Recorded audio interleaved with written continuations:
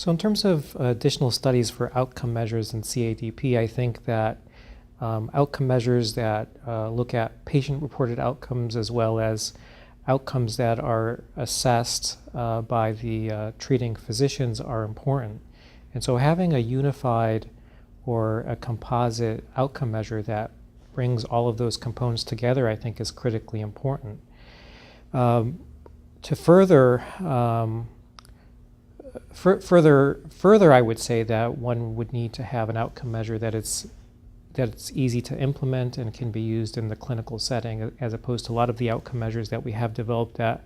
were initially developed in terms of evaluating patients in clinical trials, which can be sometimes cumbersome to use and not easy to use in that environment.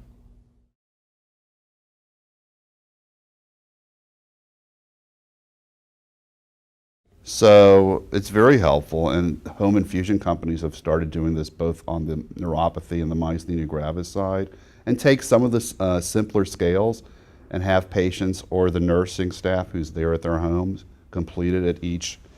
infusion visit, and that can be tracked and transmitted to the doctor. Apps that are set up on patients' phones, like the MyMG app, patients can just bring into the clinic and show them to their physician for the prior 3 or 4 months, since we don't see patients every day. So those types of things, I think, are revolutionary. I don't think they encapsulate everything about that patient, but they do help us track what's going on when the patients are at home or traveling and so forth, and not actually right in front of you.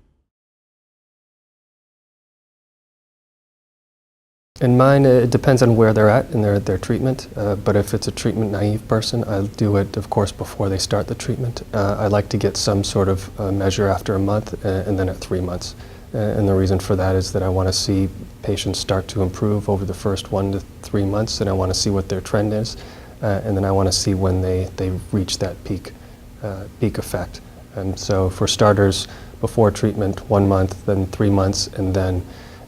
after that, it sort of depends on where their disease takes them, but usually every 2 to 3 months, unless they've got very chronic but still active disease, and then maybe less frequently.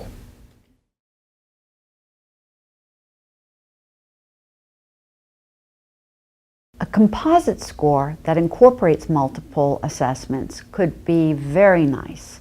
because you could then balance out things that are important to the patient, such as perhaps pain level, fatigue level, quality of life, as well as objective measures that are important for the physician trying to decide whether or not a dose is optimal or whether a treatment is even working.